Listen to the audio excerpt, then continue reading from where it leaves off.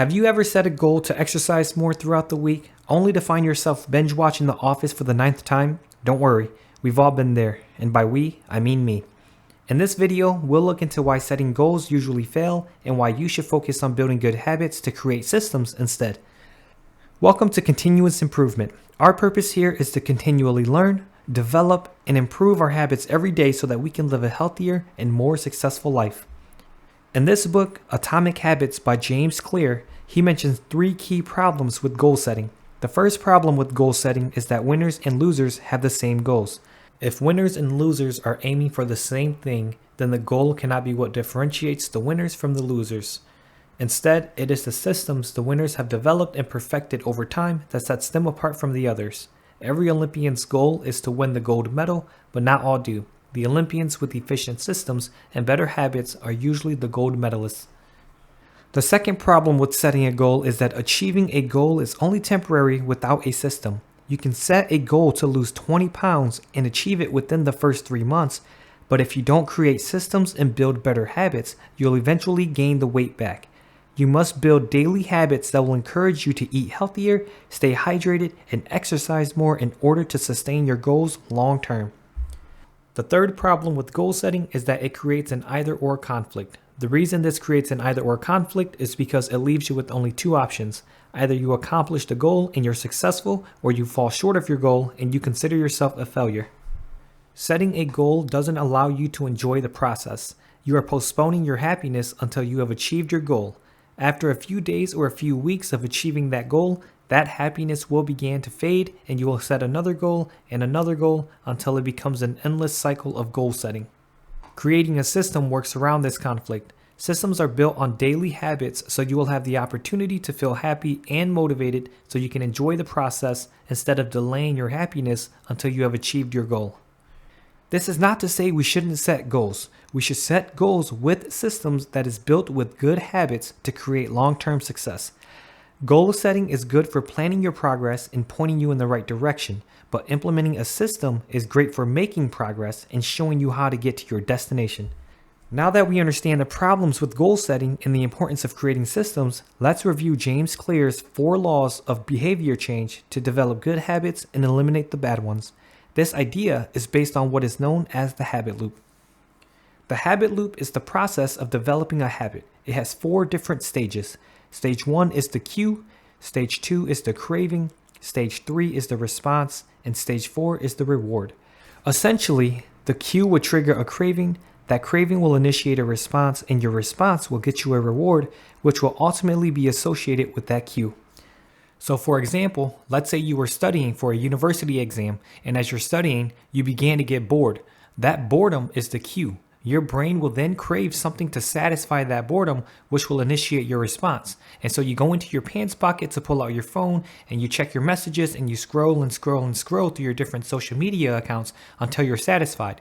The reward is that little bit of distraction from your studies and the large amount of dopamine your brain received.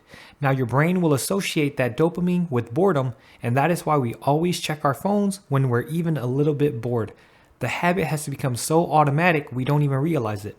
So the purpose now is to utilize the habit loop to develop better habits that will eventually become automatic.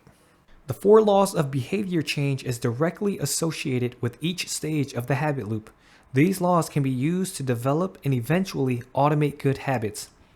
The first law is to make it obvious. If you want to build the habit to drink water as soon as you wake up in the morning, you have to put the cue in plain sight.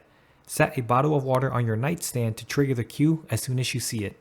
The second law is to make it attractive. Our brain craves dopamine, and the more dopamine the cue triggers, the more attractive the habit will be. It is the anticipation of the reward that initiates our response, not the reward itself. So the greater the anticipation, the greater the dopamine spike will be. The third law is to make it easy. Remove any and all obstacles that may prevent you from taking action. If you are planning to drink water as soon as you wake up in the morning, do not put the water bottle on the other side of the room.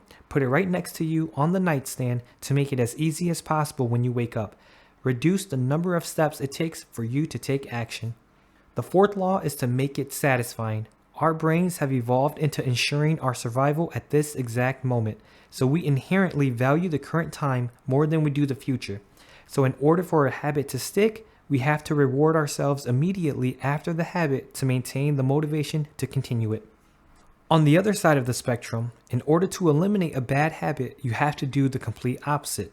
The first law is to make it invisible. The second law is to make it unattractive. The third law is to make it difficult. And the fourth law is to make it unsatisfying. The last key point I want to discuss from Atomic Habits is that no matter if the habit is good or bad, it will compound. This is called the 1% rule. The idea of this rule is that if you can consistently and persistently improve just 1% each day, by the end of the year you will be 37 times better. But if you were to get worse just 1% each day, you will move down closer to 0. At the start of any journey or endeavor, it may seem like you aren't making any progress, but that's because we think of progress in a linear manner, when in reality, progress moves exponentially. James Clear calls this the plateau of latent potential. In the very early stage of your progression, you go through a phase called the Valley of Disappointment. This is the area between what you thought your progression was going to look like versus what it actually looks like. You're working tirelessly at your habits, but you aren't seeing any results. But if you continue to persevere and push through, you will eventually break through the plateau of latent potential.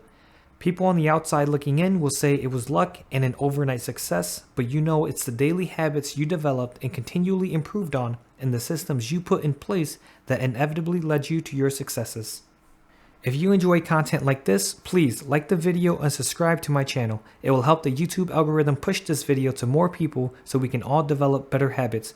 If you dislike the video, feel free to press the dislike button twice so I know you mean it, and please drop a comment below on how this video can be improved.